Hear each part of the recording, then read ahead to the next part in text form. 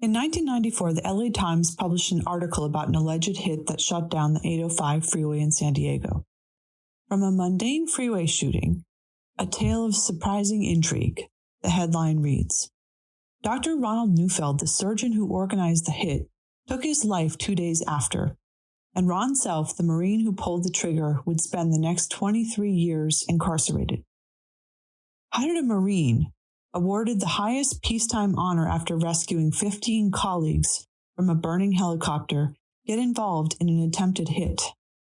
I met Ron through the network of Marines who are my friends. He's spent the years well in deep thought about how he came to make these choices. I'm honored to help share the story behind the sensational headline, a story that shows us how trauma can impact all of us. Ron joined us from his cell phone outside the prison where he helps the formerly incarcerated transition back into society. Let's get into the conversation.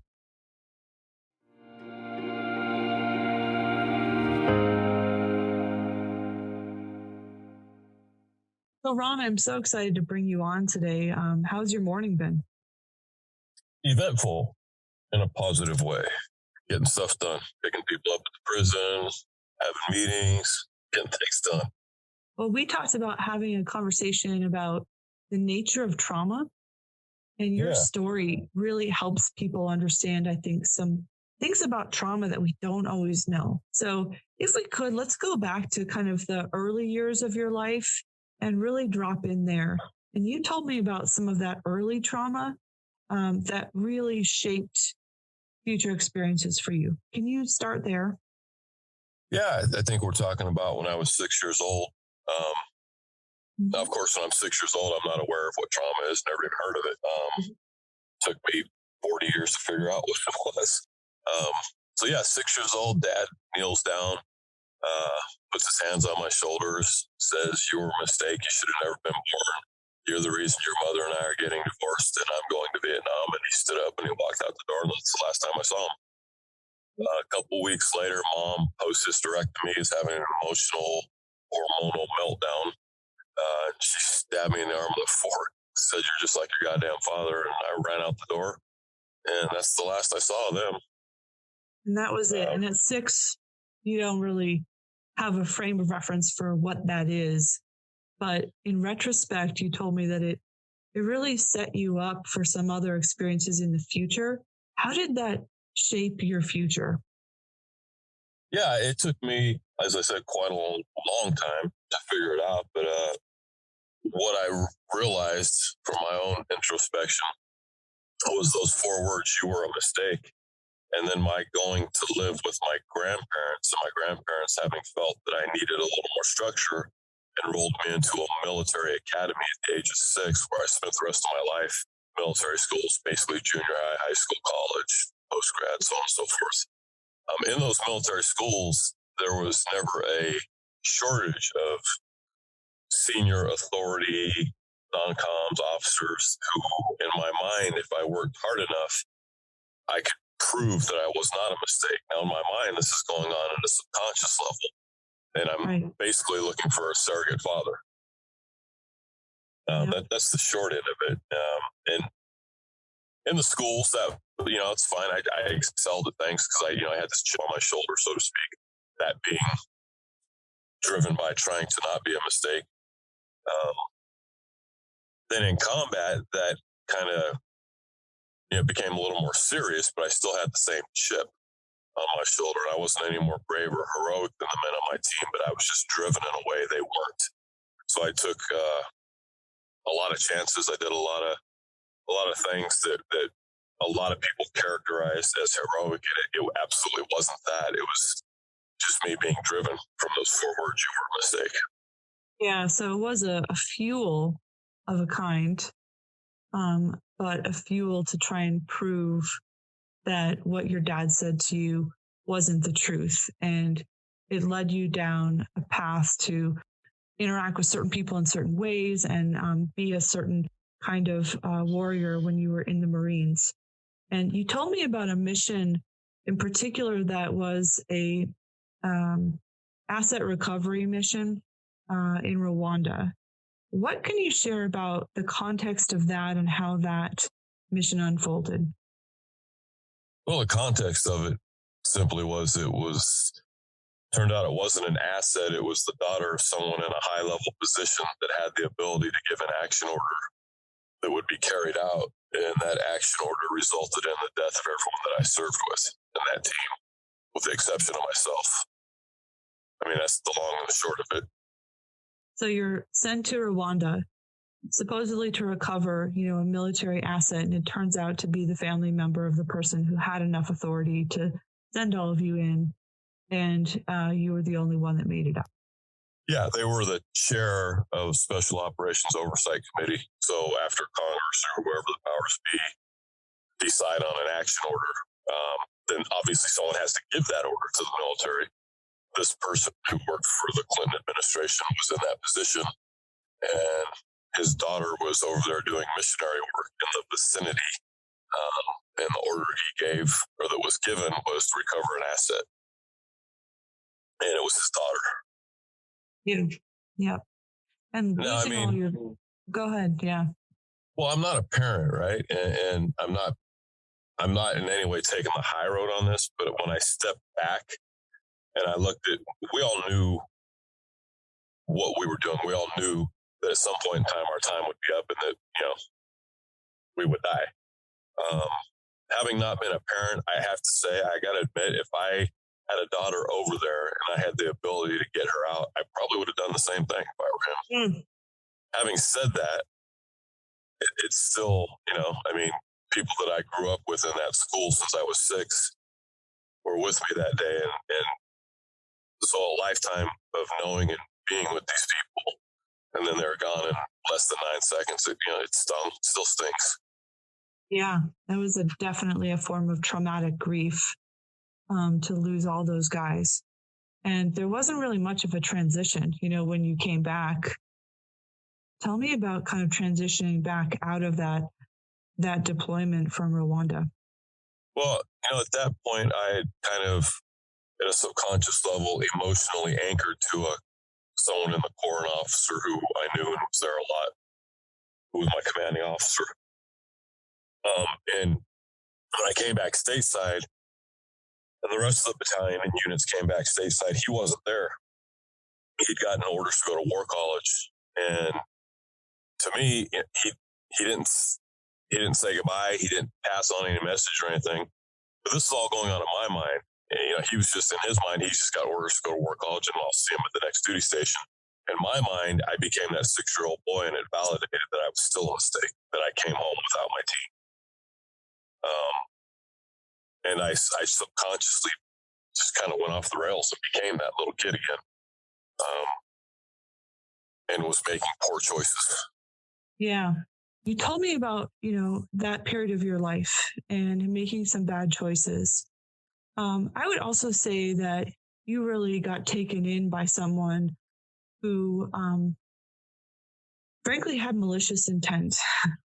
And so tell us about the relationship you had with Dr. Neufeld and how those events unfolded, in relation to your trauma, but also that relationship with him as far as your history.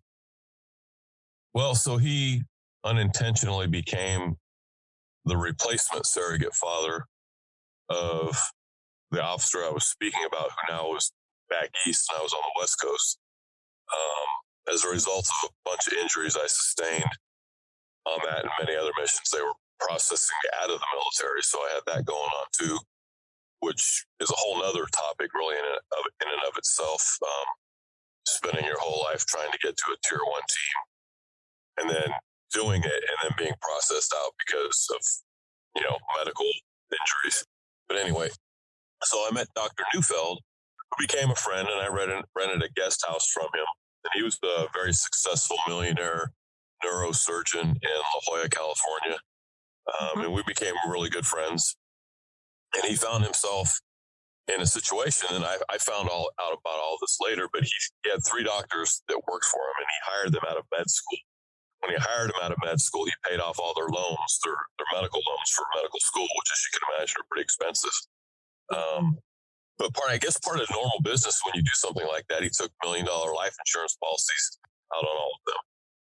Now, go several years into the relationship, him, Dr. Neufeld, Dr. Shoemaker, and Dr. Dunn, and I don't remember the other doctor's name. But it turns out Dr. Neufeld was overbilling the other doctors' patients to the tune of $21 million a year. And one of these doctors found out about it, made copies of all the records, went in one night like a movie, took everything and left and said, "Screw you, I'm not paying off my medical loan to you. You've been overbilling, blah, blah, blah." And in Dr. Neufeld's mind, he needed to have Dr. Shoemaker and Dunn and the other guy killed.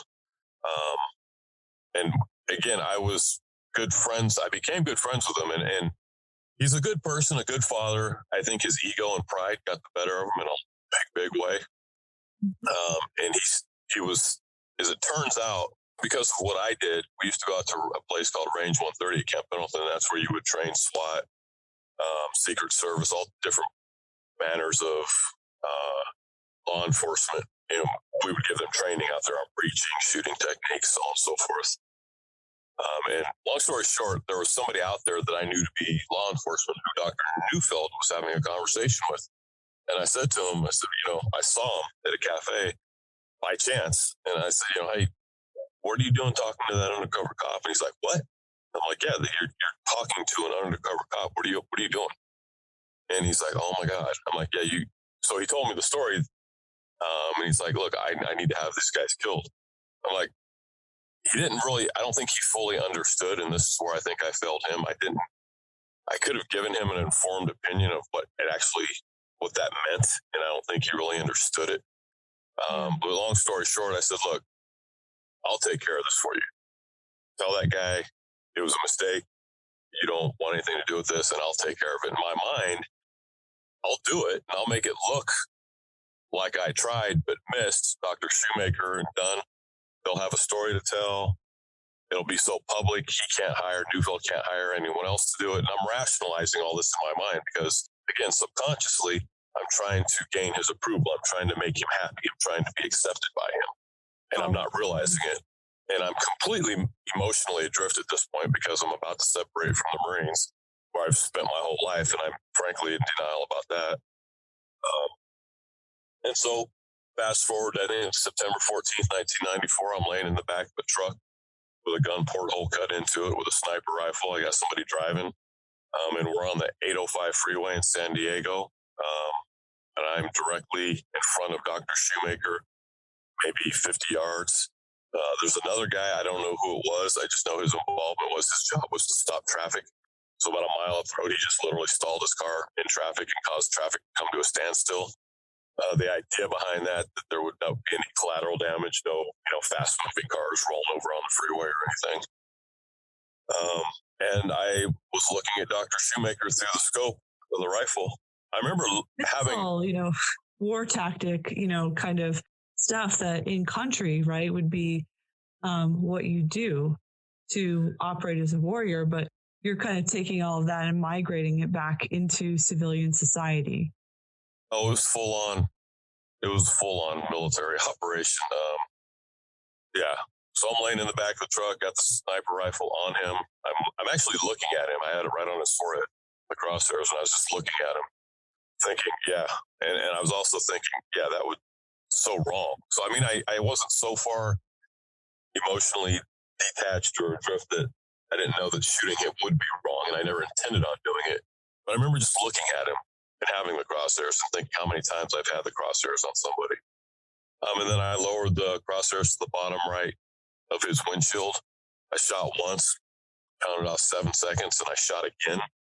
My thinking was I wanted someone, if this went bad, to know that I didn't miss. And strangely, throughout the whole trial, everyone just, "Oh, you missed twice."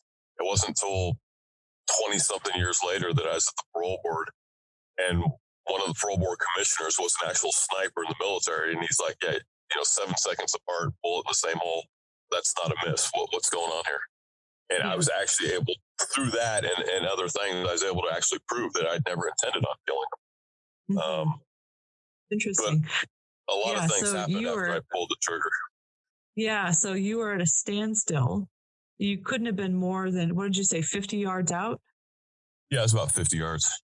Yeah, and you had the weapon trained on him, but then you moved it, and only a sniper could actually see the story behind the story, which was that maybe there was some other motivation there other than to take him out. Yeah, it was pretty clear. And it got right down to the caliber of the weapon, my military training, the bullets, the placement, just so many things played into, okay, I mean, they looked at my military background in its totality. They had a colonel that actually testified. And it baffled everyone because the testimony was, if this person meaning me, was involved in this, there probably wouldn't even be a body. This is so public. This is so sloppy. It's not military craft, at the level that. So, but there was this interaction that you had, if I can call it that. It was something that had a real impact on you, Ron, about the woman in the car next to Dr. Schumacher. Can you talk about that for a moment? Yeah, that just put a lump in my throat. When I was laying in the back of the truck and I took the shots, there was a lady right next to the Dr. Schumacher's car on the freeway, and the absolute look of terror on her face when the bullets rang out, the gunfire, and then the window shield on his car exploding. The look on her face of absolute sheer terror is something that I've only ever seen in combat. And the difference is we were there to stop the people that were causing that terror. And in that moment, it was me causing it. And it hit me like it was a freight train. I mean, it just hit me emotionally. I just can't even, it took the wind out of me. Yeah. And the guilt, the shame, the betrayal I felt that I brought upon not only myself, my core values, my belief, the Marine Corps, the guys that have died, so many guys that have died. I just felt like I betrayed everybody. I went right back to that core thought that you had from early on in your life. Being a mistake. Yeah. And it was not the warrior way. But you know that. You have clarity on that. Like in our pre-conversation about this, there was nothing in you that was, it was justified or, you told me, hey, there's no excuse for this. It's where I was, and the trauma was a contributor, but I made a clear, conscious choice. Yeah. And I'm still living with that choice, as I should be. Stella is proud to partner with the Green Beret Foundation. The Green Beret Foundation provides Special Forces soldiers and their families with emergency, immediate, and ongoing support. Through their work, the Green Beret Foundation reduces the burden of life's transitions and covers the cost of life-changing care, including stellate ganglion block, for Green Berets and their partners. Visit www.greenberetfoundation.org to learn more about their mission and how you can support this organization. So then you went to San Quentin. And while you were in San Quentin, you had a lot of time to think. And it was actually in San Quentin where you said you really connected with empathy and compassion for the first time. Yeah. I fought for 10 years to not even go to San Quentin. I was at other prisons. I didn't want to go there because San Quentin was known as a programming prison, meaning all kinds of self-help and all kinds of stuff. I was in denial about all that. And I finally ended up there. Started going to programs because it's either go to programs or sit locked in a cell 24/7. So I started going to programs. Things started to seep in, like the metaphorical crack in the dam, so to speak. And having spent an entire life as a child growing up being taught that you can't have empathy or compassion because if you do, it'll inhibit you from doing your job. And empathy and compassion will cause hesitation. Hesitation will cause your worst fear to come true, and that's the death of you and your team. Yeah. All that to say that if there's somebody between you and achieving your mission, that somebody has no more meaning than a coffee cup. They're an object. They're not a living human being. You have no compassion or empathy for them. They are simply an obstruction in your way, and you move them out of the way, whatever that means, or whatever it takes. So I'm not talking about sociopathic behavior. I'm just talking about just a simple and firm professional understanding as a warrior that if there's something between you and your mission, there's nothing between you and your mission. Meaning, people don't matter. It's the mission. Now, in prison, I started to connect with the idea, and it wasn't a light switch that went on. It was probably over the course of a year and a half, 2 years, things just started seeping in. And I started really looking at myself, looking at my life, looking at how I ended up in the military schools, and how I was raised. And I guess it's just kind of like a plant that was getting watered. And I started to connect with empathy and compassion and meeting people where they're at in their life and their journey, and acknowledging that everyone's life and journey is different. When you slowed down, like you were so driven for the earlier part of your life, driven to prove something, driven to be a certain kind of warrior, it led you to take risks that you don't see as heroic. That's important. I heard you on that. It was just the fuel of what you wanted to show everybody you could do and what kind of an asset you could be. You slowed down and you started to sort of knit together the story of your life in retrospect and make sense out of it, which you had never really done before, it sounded like. No, I didn't. No, I never did that before. In fact, it got me thinking about one particular time, one operation we were doing in Africa that involved a bunch of boy soldiers doing rape rallies. And that needed to stop because of other things that were going on in proximity. So we went and we stopped it, but they wanted things done to send a message. Some pretty graphic, horrific things they wanted done to the people doing the rape rallies. And we did that. Later in life, I thought back on it. It's like these boy soldiers who were kidnapped and taken from their families at like the young ages, 6, 9, and indoctrinated into this world of just pure violence. I was really no different than they were. I was raised as a boy soldier. I just had a different moral compass, I guess, so to speak. And it got me to thinking how arrogant it was of me, because at that time, I believed if anyone on the face of this planet needed killing, it was people doing rape rallies. I had no issues with that. And then decades later, when I look at it, it's like, how arrogant is it of me to think that way? Because they were doing what they were raised after being kidnapped from their families to do. I wasn't kidnapped from my families, but I left my family, obviously, and was raised in a military environment just like they were, but different. So you got a different perspective on who you are, how other people were influenced by their own environment, by their context. There must have also been moments, though, where, if compassion kind of trickled in, you must have had some interactions that maybe you can pull out that really helped lock in some of those understandings. Yeah, interactions, that's a hard one.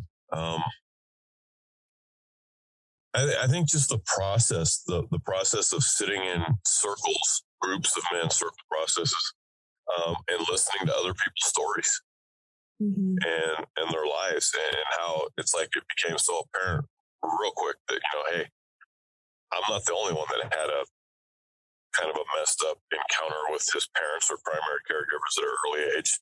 I mean, in fact, what I experienced is frankly mild compared to what I was hearing from most of the men in prison. So truly horrific, horrible family dynamics. And it just got me to start thinking about other people's trajectory, other people's paths in life. And really mine wasn't that bad at all. Sitting in those circles, going back to what you were saying about how you see people as an object in a certain kind of mindset, when you're on a certain kind of mission. Sitting in those circles is kind of the polar opposite of that, where you're actually forced to figure out who are these people that you're sitting with? What are their stories? Like, who are they as human beings? What things have they come through? How have they struggled? It really was, I think, an experience that broadened your understanding of just the struggle of other people beyond just seeing them as objectified. Yeah, absolutely. Yeah, 100%. You also had, and I don't want to, this isn't a podcast where I want to really dwell on the trauma itself, more on the impact of trauma, but you also had an attempt to end your life. And I think that was at San Quentin, if I'm remembering correctly. Yeah. After doing a bunch of this is not the normal direction you want to go with self-help, right? But after doing enough of this stuff, I came to the conclusion that, damn, I shouldn't be here anymore. I caused too much trauma to the lady on the freeway, the community of San Diego. And I think the biggest issue I had there was having spent my entire life having drilled into us this Spartan kind of ideology that our existence is predicated to protect those that can't protect themselves. That's our purpose in life. Not to get married, not to have kids, not the white picket fence and the dog. Our job is to make sure people can live safely. And I violated that in such an egregious way. I just came to the conclusion that I needed to remove myself from this world. So I created a rope, soaked it in water, put it around my neck, and I hung myself. Obviously, after about 5 minutes, I passed out, and 45 minutes later, I woke up on the floor, the rope broke. And it was just like, okay, failed that miserably. I didn't make 2 ropes. Well, I'm so glad it didn't end in your death, because, I know the work that you do now is really on the side of honor that has restored you to a feeling of, I do have a warrior code and it's still intact. And I think that story of how you can get so far detached from your warrior code and feel like there's no coming back from this is a common one among the warriors I walk with. That's the dangerous thought that they get into, that I'm the problem, I'm the threat to other people's well-being, future, safety. And that mindset is the Achilles heel to me of so many of the warrior attempts to take themselves out by their own hand. But that's not how your story ends. From that attempted hanging, you survived it, and now you are really engaged in the trenches work. Tell us about what you're doing now with all of that pain and all of that history to turn it into some sense of meaning for you. I founded a program called Veterans Healing Veterans from the Inside Out, and basically it's narration therapy. The premise being we try to identify the first significant or traumatic event in a person's life in their childhood and create an autobiographical narration incorporating all events to arrive at a place where we understand when that moment was, or moments that send us in a different direction than we would have otherwise naturally gone. So I do that with veterans in prison. Right now we're working predominantly in the California prison system, although we just started the program in Colorado as well. Okay, cool. So that's what I do. I go into prisons and sit in circle groups with guys and help them. I use my own shit, I guess you could say, as a means and my story, and I share in the group. So our facilitators, myself included, we don't just listen to the guys, we participate and we share our stories and our writings as well. Yeah, and you're credible for them. You're credible. Yeah. And so that's what we do. And did it yesterday, doing it today, we're doing it every day. Let's go back to that day just for one more moment, because this is important. Back to the day when you wanted to take yourself out. That was a defining moment for you. What would you say to yourself now, knowing what you know now about trauma and narration therapy, or to somebody else in that dangerous mind space? There's 4 words I tend to live by anymore, and that is, this too will pass. It's a little shallow. It's not very depth or going, but everything that we're feeling right now in the moment will pass.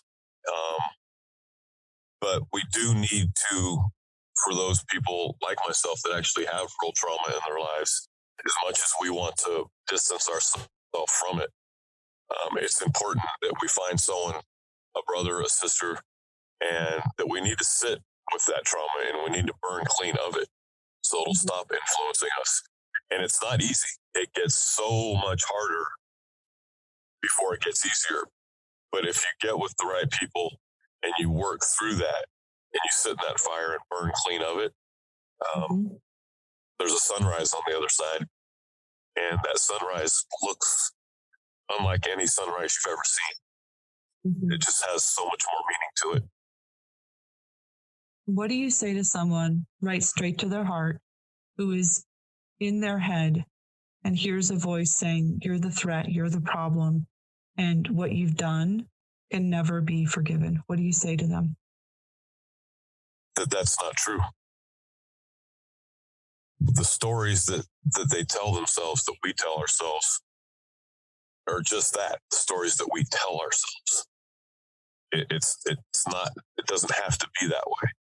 We all have stories. We all have trials and tribulations. That's why we're different, right? That's the beautiful thing about life, is that we are different. I think find a brother and continue walking, continue breathing, continue moving forward. Yeah. There's hope on the other side, as you said. And I've seen that myself, so many times working with and walking with warriors. What's the thing, based on your past experience and where you are now in your healing journey, what's the thing you think the world needs to know about trauma that they don't really understand right now? I think the one thing about trauma that I've come to understand is that everybody has it. I mean, there's so many different types of trauma, right? I mean, there's rape, there's plane crashes, there's car accidents, there's domestic violence, there's the sex slave industry, there's combat. And they're all completely different in nature, right? Yeah. And people think that separates you from, because they don't have your trauma. But the true reality is, I believe the scientific reality is, that trauma, regardless of what it is, how it affects you psychologically and physiologically, it's the same no matter what the trauma is. And if you can grasp onto that and understand that, it opens the world of healing up so much more. It magnifies it tenfold, because someone with a different type of trauma than you may have tools that'll help you with yours. But if you're stuck in this loop of, well, you don't have combat trauma, so you don't know. No, that's not true. As human beings, we all have trauma. And people deal with it differently. People have answers. Now, what works for one person doesn't work for everyone, obviously. Yeah. But the more you do this work and the more you meet people that have different traumas, the more you learn different tools. And the more tools you have, the better. Yeah, there's no one right solution. But trauma does, one of the things I took away from our conversations today and before is that it can operate on us in a way that's under the radar until we realize the impact that it's having on us and how it's really shaping us at like a thought level and an identity level. This was a matter of your identity that you had to grapple with. And every day now, I honor sort of the warrior spirit in you that is now a fuel for the meaningful work that you do with residents, in the rehabilitation process of coming back into society after being, in the prison system. Thank you, Ron, for this really illuminating, amazing interview, because I think you've really offered people a lot to think about and really brought a lot of insight and compassion to a lot of topics that are frankly hard to talk about. So I appreciate your courage in coming on and sharing. I'm grateful to Ron for sharing his story with such courage. Like Ron, trauma can impact us across the entire arc of our lives. Like invisible ink writing the chapters of our lives, we're not always aware of its presence. Trauma can take us to places well outside of our personal moral lines, and it can plunge us into times of despair. But with the right insights and the right support, healing is always possible. And even when we can't hear the faint whisper of hope, hope remains nonetheless. To close out this interview, we gave Ron the final word. I guess my final thought would be that I believe everyone, regardless of the choices they've made in their life, the trajectory of their life, the circumstances, I think everybody, and I include in that those boy soldiers in Africa, I think everybody's redeemable. Everybody, if given proper guidance, can come back from whatever it is in their life that has them feeling some kind of way about themselves. That's what I really believe that.